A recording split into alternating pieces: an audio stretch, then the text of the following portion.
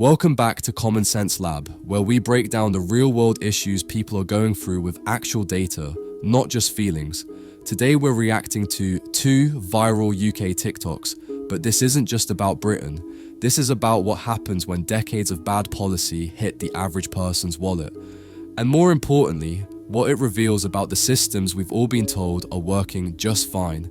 Whether you're in London or Los Angeles, this should be your wake-up call. One woman spent £74 at Tesco for basically nothing, and another woman just got slapped with her council tax bill.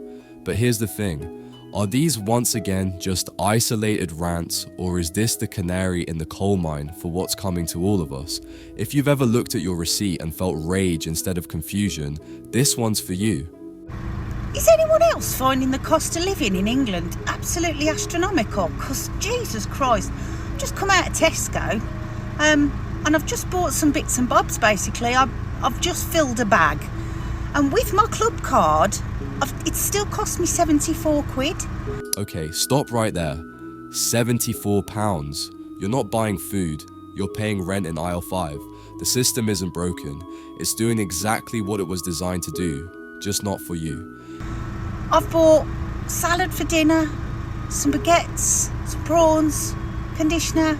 I did buy some hair dye because, you know, Jesus Christ. I can't think what else I've bought. Just general household bits and bobs. Some more mixer for the dogs. 74 quid. I don't know how people can afford to live much longer with the bills the way they're going up. It's absolutely astronomical. I mean, I earn good money. I do earn good money. But £74 for a bag of shopping is just ridiculous. And there's the kicker. She emphasizes 3 times that she earns good money. This isn't someone living paycheck to paycheck complaining about luxury items.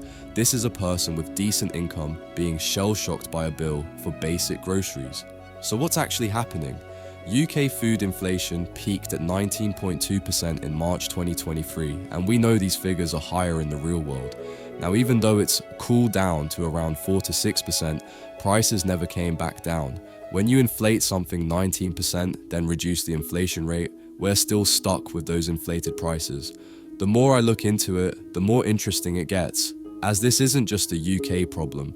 US grocery prices are up 25% since 2020. The difference?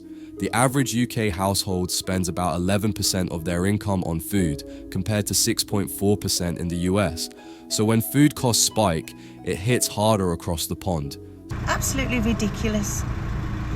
Here we are, it's my Sunday afternoon thought for you. Sunday afternoon thought, I love that.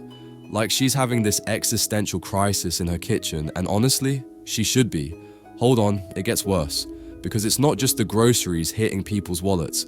Just got this year's council tax bill, and honestly, I'm raging, and I knew I was going to be raging. We get 2 months off a year, right, where we don't have to pay council tax. We are paying council tax, it's just spread over 10 months rather than 12, right? Don't go fooling yourself. But we've had a 4.8% increase in council tax.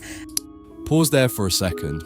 Let me explain this council tax thing for anyone not familiar with the UK system. Council tax is basically property tax, but it funds local services. Garbage collection, local roads, some emergency services. She's paying 4.8% more this year. Now, in the US, if your property taxes went up 4.8% in 1 year, they'd probably be organising a revolt.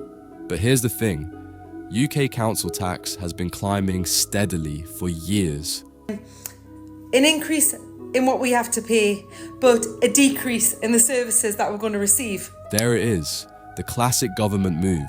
Charge more, deliver less. It's like buying a smaller pizza for a higher price and the restaurant telling you it's optimized for your dining experience. Let me show you some numbers. UK local government funding has been cut by 21% in real terms since 2010. Meanwhile, demand for services has increased, so councils under poor management are stuck raising taxes while cutting services. It's a perfect storm of terrible policy. Because we live in rip-off Britain. I'm absolutely sick of it. I'm not surprised. I've been waiting for this. I've been waiting for the council tax letters, and it's just filled us with more rage. The country is on its arse. Yeah? We pay more, we get less. We pay more, we get less. Pay more, get less. Honestly, I am so wound up. People can't afford to put food in the bellies. Okay, that's not hyperbole. In England, you can actually be jailed for not paying council tax. This comes on the heels of numerous letters and threats of legal actions and enforcement, but it happens. About 70 people are imprisoned each year for council tax debt, so you can't afford your tax, and their solution is to stop you working and rack up court costs. Genius. Imagine this. You get sent to jail because you can't afford your local taxes while grocery shopping costs £100 for a bag of basics.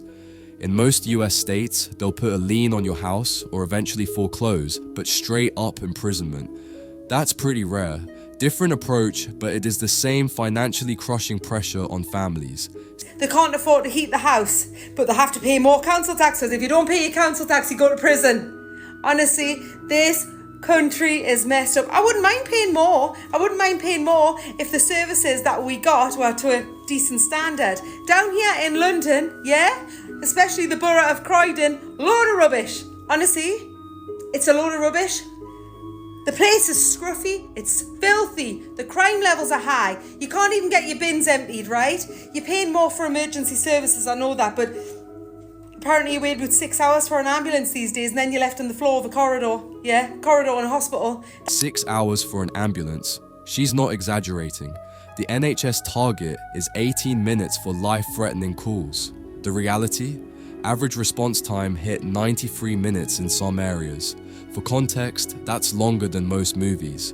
Should we order some popcorn while we watch the drama? What's the cost for popcorn these days? They can't afford to send an ambulance in under 90 minutes, but they'll fund a cell for council tax evaders. Priorities are definitely in order. The thing is, this cannot be just about underfunding. It's about a system that was designed for a different era, trying to serve modern demands with 1940s physical and political infrastructure. That's what we're paying for, guys. That's what we're paying for. Honestly, this country sucks big buttholes and I'm sick of it. This country sucks. Not exactly diplomatic, but when you're paying more for less, I get frustrated. So here's what's really happening and why these two rants matter more than just venting frustration. It's easy to look at these clips and think, damn, that sucks for them. But the truth is, it's not just their problem, it's a preview. Systems don't collapse overnight. They erode slowly while the people they serve are gaslit into thinking they just need to work harder or budget better. That's the trap. Isolation. But the power, that comes when people see these moments not as personal failings, but as systemic clues, and start connecting dots. Most places around the world are seeing the same pattern. Essential costs rising faster than wages, public services deteriorating while taxes increase, and middle-class people feeling the squeeze harder than ever for the first time in a long time in decades.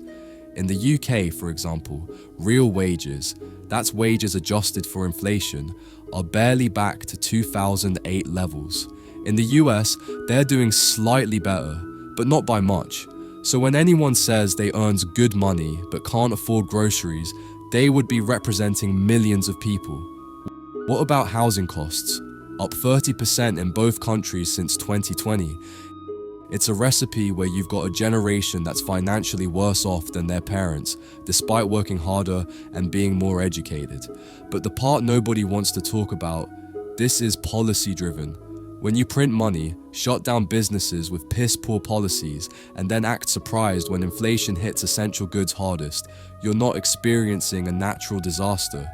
You're experiencing the consequences of those same political choices.